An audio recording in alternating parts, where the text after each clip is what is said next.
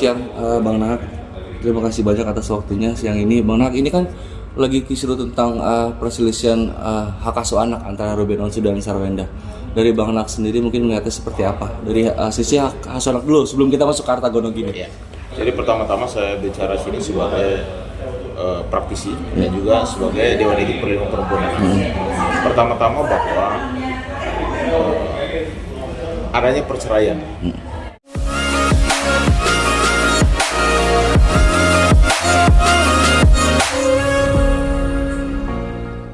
Siang, Bang Nahak. Terima kasih banyak atas waktunya siang ini. Bang Nahak, ini kan lagi kisruh tentang perselisihan hak asuh anak antara Ruben Onsu dan Sarwenda. Dari Bang Nahak sendiri mungkin melihatnya seperti apa? Dari sisi hak asuh anak dulu sebelum kita masuk ke harta gono gini. Ya.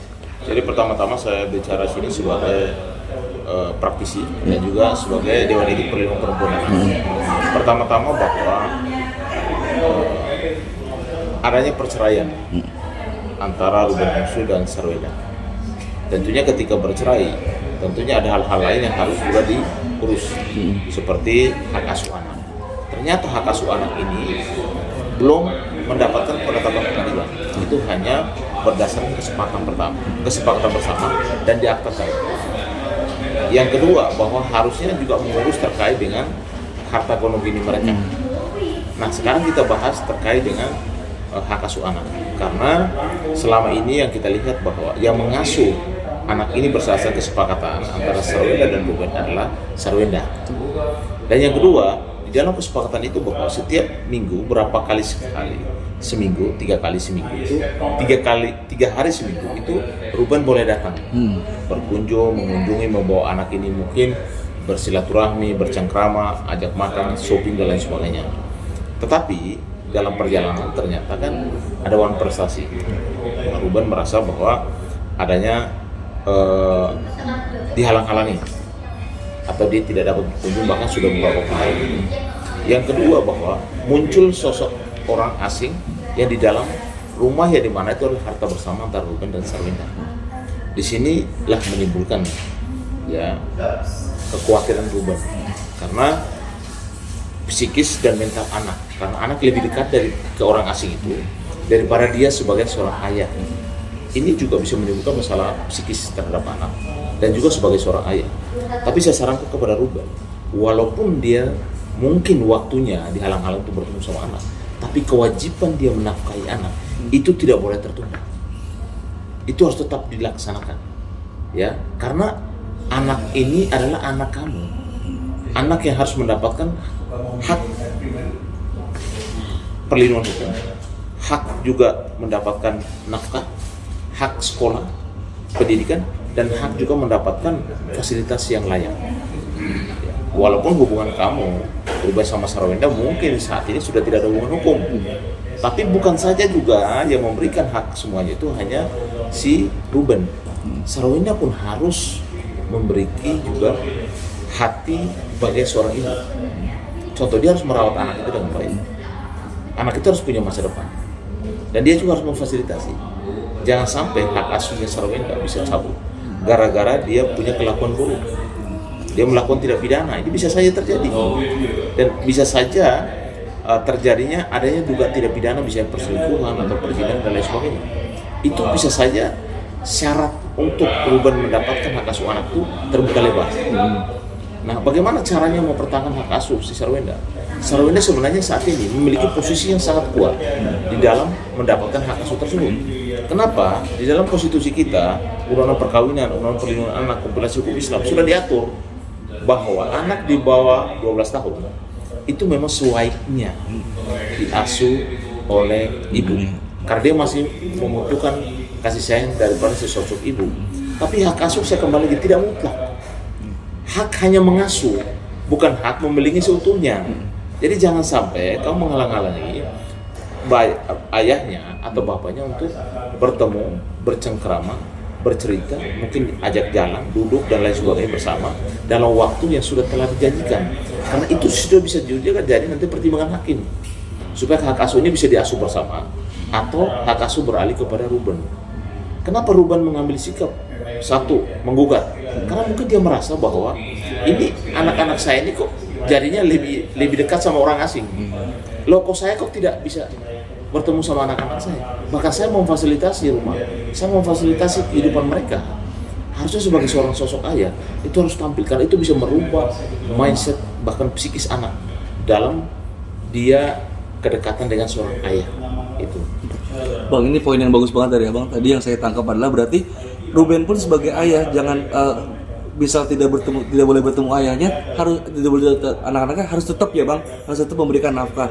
Sarwenda pun walaupun belum diberikan nafkah, tidak boleh membatasi anak-anaknya kepada Ruben Onsu gitu ya bang. Loh ini mutlak, ini kan anak kan kedua belah pihak yang punya. Ada seorang ibu, ada seorang ayah. Tidak boleh karena tidak bertemu sama anak, lantas kamu tidak beri nafkah. Hati-hati, itu artinya pengadilan juga bisa memutuskan kamu bisa dapat laporan polisi terkait dengan penelantaran anak. Bahkan hak asuh anak kamu ajukan, mohonkan itu bisa dibatalkan. Karena selama berbulan-bulan mungkin saja tidak Anda memberikan nafkah kepada anak-anaknya. Alasan kamu tidak bertemu sama anak, itu tidak ada alasan. Karena nafkah anak itu wajib. Per bulan itu wajib karena dia butuh hidup. Dia butuh pendidikan. Dia butuh makan, dia butuh fasilitas, dia butuh tempat tinggal. Bagaimana kalau kamu tidak membayar itu, memberikan nafkah itu, anak lalu dapat dari siapa? Hanya dari ibunya saja. Artinya biarkan ibu itu menjadi hak asuh tunggal kalau memang si ayah tidak memperhatikan itu. Jadi pengadilan itu akan melihat dari segala sisi. Satu, kenapa Sarwenda punya posisi yang kuat dalam posisi hak asuh anak? Karena anak masih di bawah 12 tahun. Konstitusi kita mengatur kalau anak masih 12 tahun sebaiknya kalau ibu itu ibu yang baik, ibu yang bisa merawat, ibu yang juga secara ekonomi itu juga mapan dan bisa memfasilitasi anak, sebaiknya hak asuh diberikan kepada ibu. Oke bang, ini biasanya abang kan mungkin praktisi hukum mungkin lebih tahu dan segala macamnya. Keputusan hakim, biasanya keputusan hakim tuh untuk hak asuh anak tuh selain bukti-bukti apa sih bang yang membuat kuat gitu bang untuk memberikan hak asuh anak kepada kedua ya, jadi perlu saya jelaskan bahwa di dalam hukum keperdataan kita ketika ada masuk gugatan, tahapan yang harus dilakukan adalah tahapan mediasi. Waktu kurang lebih 30 hari akan difasilitasi oleh namanya hakim mediator. Kedua belah pihak itu akan dipertemukan di situ. Lalu apa sih yang maunya Ruben itu apa? Lalu maunya Sarwenda itu apa? Di situ hakim mediator akan mencatat, memfasilitasi, bukan memutus ya. Dia hanya mencatat dan memfasilitasi kedua belah pihak, bukan memutus. Dan ketika hakim mediator di dalam pelaksanaan mediator tersebut ternyata gagal, bisa lagi melakukan panggilan untuk mediasi kedua. Tapi kalau bisa, prinsipal itu artinya Sarwenda dan Ruben harusnya datang sekali untuk bertemu tanpa harus didampingi kuasa hukum. Tapi kebanyakan yang saya jalani itu jarang ya, prinsipal itu datang. Biasanya dia memberikan surat kuasa khusus kepada PH-nya untuk supaya hadir. Itu strategi dari kedua belah pihak. Karena mungkin ya ego, mungkin sudah bukan lagi suami istri, ya mulai muncul hal-hal yang mungkin kurang nyaman ketika mereka bertemu. Tapi kalau menurut saya sebagai Dewan Etik Perlindungan Anak, saya berharap kepada Ruben dan Sarwenda, jangan pakai ego. Kamu harus pakai adalah hati nurani kamu. Biarkan pengadilan, menurut saya hakim yang akan memutus perkara ini, biarkan hak asuh anak itu diasuh bersama. Tidak usah jatuh kepada salah satu pihak. Biarkan keduanya mengasuh bersama saja. Dengan diatur segala sesuatunya dan putusan hakim akan mengakui itu supaya anak ini bisa mendapatkan perlindungan hukum, mendapatkan pelayanan dari kedua belah pihak. Jangan salah satu pihak diberikan hak asuh, lantas karena ego, lantas karena mungkin sakit hati, dendam dan lain sebagainya, akhirnya tidak memberikan kesempatan pihak lain untuk datang melihat, lalu pihak lain tersebut merasa bahwa tidak diberikan kesempatan untuk misalnya menengok anaknya, lalu dia juga memutuskan untuk membatasi, tidak memberikan nafkah. Nah, itu menurut saya sangat keliru, itu tidak boleh. Bang, ini tadi abang menyebutkan sebagai Dewan Etik Perlindungan Anak, ya, bang. Sangat menyayangkan nggak sih bang melihat ini kan kasusnya hak asuh anak, tapi di sisi lain mereka menyerang individu masing-masing. Melihatnya seperti apa bang? Apakah nanti di persidangan itu hal yang biasa atau seperti apa mungkin? Kalau menurut saya memang orang tua di Indonesia itu belum siap bercerai. Mental mereka belum siap. Ketika dia bercerai, dia harus tahu bahwa mental anak ini sebenarnya sudah masalah. Apalagi ribut di media, apalagi saling serang secara soal privasi, anak akan menjadi korban. Makanya saya bilang bahwa ketika nanti di dalam putusan pengadilan, hakim itu biasanya itu akan selalu memperhatikan segala sisi. Karena yang akan diputuskan adalah kebaikan yang terbaik buat anak, bukan kepada kedua orang tua itu, kepada anak. Karena anak masih butuh kasih sayang, dia masih punya masa depan, dia harus sekolah, dia harus difasilitasi. Bahkan karena ini anak dalam perkawinan, dia juga boleh mendapatkan contoh harta gono gini, termasuk juga waris. Dia memiliki hak.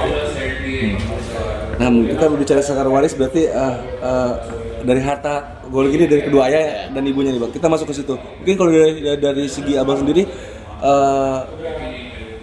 harta gono itu seperti apa sih bang sebenarnya? Ini kan sangat-sangat polemik banget nih. Jadi begini, harta gono gini itu harta yang semenjak mereka menikah itu dihasilkan. Jadi hari menikah nih, sejam kemudian beli rumah, beli mobil, itu termasuk harta bersama atau dalam hal harta gono gini. Tapi ketika sebelum menikah ada harta yang dibawa, waris ke harta pribadi atau apa, itu namanya harta bawaan. Jadi beda ya. Pisahkan antara harta gono gini dan harta bawaan. Tapi ketika diperebutkan oleh harta gono gini, artinya semenjak dia menikah dan menghasilkan sesuatu aset atau tabungan atau uang dan lain sebagainya, itu termasuk harta bersama yang ketika bercerai itu harus dibagi sesuai dengan undang-undang yang berlaku. Berarti dari sisi lain, kalau harta gono gini itu bisa sesuai data perceraian atau masing-masing individu saling berkomunikasi itu gimana bang? Ya, itu bisa saja. Tapi kalau misalnya komunikasi itu buntu, ya harus gugat tentang pembagian harta gono gini. Terkait nafkah harta gono gini tadi yang tidak dibayarkan itu biasanya gimana sih bang? Maksudnya dari segi Sarwendanya sendiri bisa menuntut atau seperti apa gitu bang kalau tidak dibayarkan? Kalau itu bukan harta gono gini, itu hak nafkah. Hak nafkah. Nafkah beda dengan harta gono gini. Iya. Kalau nafkah itu memang harus dibayar, harus diberikan ayah kepada anak. Kalau tidak, bisa dilaporkan terkait dengan penelantaran anak. Perubahan bisa kena pidana. Kalau dia tidak memberikan nafkah kepada anaknya, bukan kepada ibunya ya, kepada anaknya. Tapi kalau harta gono gini, saya kembali lagi, itu harta yang semenjak mereka menikah itu dihasilkan. Apa beli mobil, beli rumah, atau tabungan, atau proyek, atau apapun, itu sudah termasuk harta bersama. Dan ketika itu nanti terjadi perceraian, itu harusnya harta gono gini itu dibagi. Kalau di Muslim itu kan harus lewat pengadilan agama. Betul. Kalau di non Muslim itu di pengadilan negeri. Bang, ini kan posisinya mediasi juga belum terlihat jelas gitu. Mediasi masih gagal kemarin.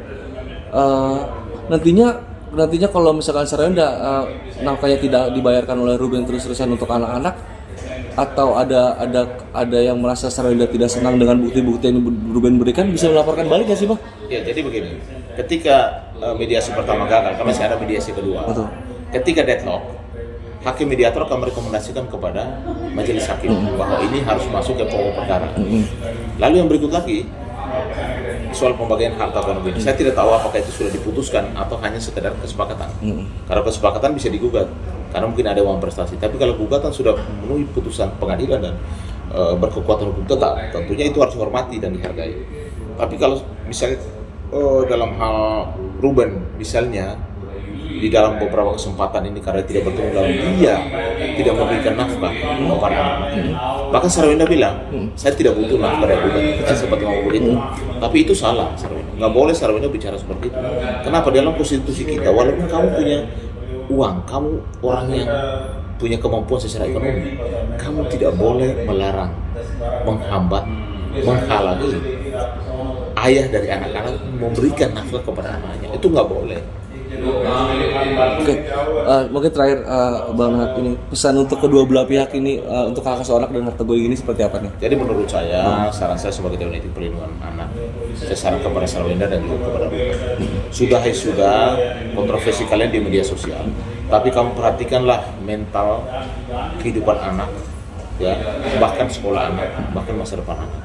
Tidak ada gunanya kalian harus tiap hari harus ribut di media sosial, karena nanti akan berdampak kepada psikis anak. Psikolog kalian ini kan segala sesuatu ini kan untuk anak, lalu kamu ribut. Tidak ada yang bisa namanya mantan anak, mantan mantan ayah, tidak ada. Mantan ibu, hati-hati loh, kalau ini berlanjut terus, negara bisa mengambil alih kedua anak ini untuk diasuh kalau memang kalian dua tidak mau bertanggung jawab. Dalam artian bahwa saran saya, ayo duduk bersama, ya, bikin komitmen untuk anak-anak ini, untuk masa depan mereka. Sudah kontroversi di media sosial, karena akan menambah psikis anak, dan ini bisa juga menurunkan prestasi anak dan bisa menjadi salah satu dampak buat orang membuli anak ini di sekolah. Dan itu akan terasa ke depan akan terjadi masalah serius buat mental anak ini ke depan. Jadi sudahi dulu duduk bersama, difasilitasi mungkin supaya ke depan kalian dua tetap menjadi hubungan yang baik walaupun bukan suami istri, tapi dua-duanya merawat anak dengan baik dengan tanggung jawab yang tentunya tidak boleh melalaikan tanggung jawab sebagai seorang ayah yang menafkahi anak-anaknya, seorang ibu yang menafkahi dan juga melindungi anak-anak sebagai pemegang asuh. Dan asuh, saya kembali lagi, tidak mutlak. Kapan saja kalau kau melakukan tindak pidana, kau tidak bisa merawat anak itu dengan baik, kau punya misalnya perbuatan atau misalnya contoh kau punya karakter yang